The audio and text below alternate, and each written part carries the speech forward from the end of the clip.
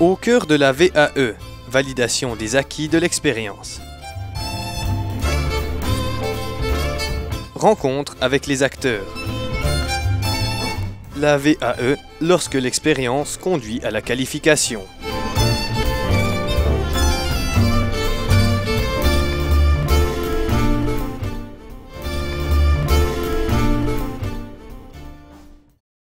Catherine Fellman accompagne des personnes vers le dépôt d'un dossier de validation, en particulier dans la procédure pour le brevet fédéral de formateur d'adultes. De quoi s'agit-il quand on parle de VAE ? La VAE, c'est avant tout la possibilité d'obtenir une certification ou un diplôme, si vous préférez, en faisant valoir son expérience. En fait, il s'agit de démontrer, valider, faire valider les compétences et connaissances acquises dans des expériences professionnelles ou extra-professionnelles, ceci bien sûr en rapport avec le diplôme visé. Contrairement à la tradition où il faut faire une formation pour ensuite obtenir un diplôme, la VAE offre un tout autre chemin. On va prendre l'exemple de Mathéo. Mathéo travaille comme maçon depuis 5 ans. Il a tout appris sur le tas. Il est conscient qu'il sait aussi bien le métier que son collègue qui, lui, a fait un apprentissage, un CFC, et qui a un salaire plus élevé. Alors, pour Mathéo, il s'agira de démontrer et prouver qu'il a exactement les mêmes compétences que Pierre ou Paul, qui, eux, ont fait la formation. Au final, le titre, le diplôme, est exactement le même. Ce sont les chemins qui diffèrent. D'un côté, le chemin formation, où l'on apprend en salle de classe, à travers des professeurs, un certain nombre de savoirs. De l'autre côté, l'expérience de terrain, dans laquelle on a appris des compétences, des connaissances. Et à la fin, on obtient la même chose. Prenons aussi l'exemple de Sophie. Sophie est nurse. Elle a fait une formation il y a très longtemps, déjà 20 ans. Elle a repris son travail après 10 ans consacrés à ses 3 enfants. Pendant ce temps, elle a beaucoup lu, elle a suivi des conférences. Elle apprend qu'elle peut faire valider sa formation et sa pratique à condition de se mettre au niveau des exigences actuelles de la formation des éducatrices. Le premier pas, c'est de s'informer au portail de la région. Le portail est en général l'orientation professionnelle. Et là, Mathéo ou Sophie vont rencontrer un conseiller qui va d'abord estimer la faisabilité de leur demande. Il faut savoir qu'il y a des conditions qui sont d'avoir 25 ans et au moins 5 ans d'expérience dans le domaine. Ces conditions étant remplies, le conseiller va présenter à Mathéo le référentiel de compétences et Mathéo, lui, de son côté, va présenter ses expériences dans le champ de la maçonnerie et en fonction de l'adéquation entre ce référentiel et ses expériences, la décision pourra être prise. C'est une étape fondamentale, cette mise en regard entre le référentiel de compétences et les expériences de la personne. Pour Sophie, ce sera la même chose, ce sera le référentiel d'ASE, assistante socio-éducative, qui sera mis en regard de ses expériences de nurse, de maman, de formation, et à l'issue, la décision. Si adéquation, alors Mathéo et Sophie vont pouvoir entreprendre la démarche VAE, c'est-à-dire démontrer leurs compétences. Comment démontrer ces compétences ? Eh bien, Mathéo ou Sophie vont devoir faire un va-et-vient entre le référentiel et leurs expériences.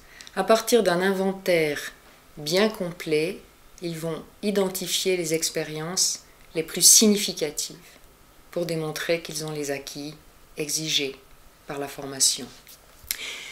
Alors, une expérience, en quoi est-elle significative ? Elle est significative si elle est porteuse des connaissances, des compétences et des comportements requis par la pratique du métier. Par exemple, dans le référentiel de maçon, Mathéo doit être capable de réaliser des maçonneries brutes en bloc et en briques.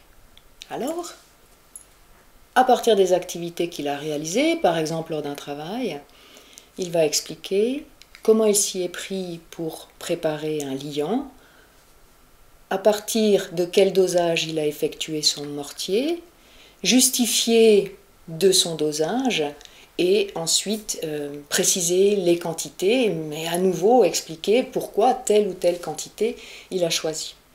Dans le cas de Sophie, la compétence animation est exigée pour le référentiel.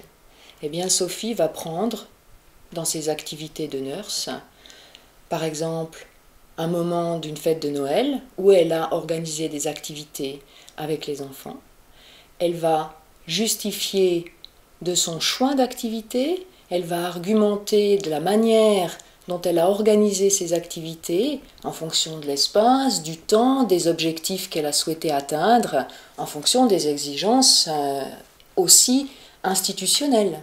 Il faut aussi prouver. C'est le fameux recueil des preuves.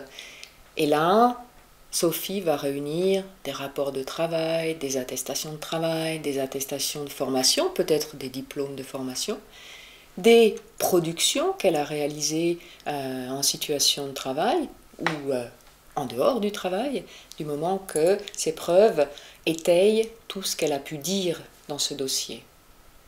Alors que fera l'expert? Eh bien, lui aussi va se prêter à ce va-et-vient entre le référentiel et les expériences de la personne, ce qu'elle en dit, les connaissances et compétences qu'elle identifie et les preuves.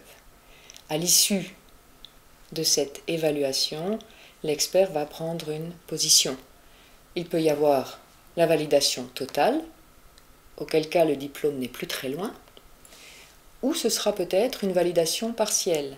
Si l'expert estime que toutes les compétences ne sont pas acquises, alors Sophie ou Matteo devront faire un complément de formation qui sera ensuite évalué d'une manière spécifique et l'étape prochaine finira par arriver, l'obtention du diplôme. Le moment clé dans la VAE pour le candidat, ça va être de s'approprier ce référentiel de compétences. Un référentiel, c'est très général. Donc, comment le candidat va habiter les compétences, les connaissances, les mots utilisés? C'est le moment où il va commencer à construire ce lien et se dire « Ah ah !» Quand il parle du concept dynamique de groupe, « Ah ah !» C'est ce que moi, Sophie, lorsque j'anime avec les enfants, lorsque je suis attentif au comportement de chacun, chacune, comment je crée les liens, comment je réduis les conflits, comment je vais favoriser un esprit de solidarité dans le groupe d'enfants, c'est ce moment-là où ce lien se fait entre un vocabulaire qui n'est pas le leur et leur propre terrain d'activité et leur propre vocabulaire. C'est une sorte de tricotage à la fin. La VAE, lorsque l'expérience conduit à la qualification. Information et conseils. Élaboration d'un dossier ciblé de compétences. Évaluation par un expert. Certification.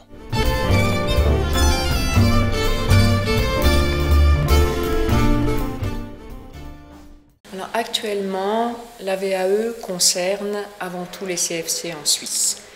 La nouvelle loi sur la formation professionnelle date de 2004 et nous en sommes à la phase de mise en place. Il y a un certain nombre de CFC, en particulier dans les cantons de Genève et Valais, qui sont les pionniers, mais en fait, tous les CFC ne sont pas encore accessibles.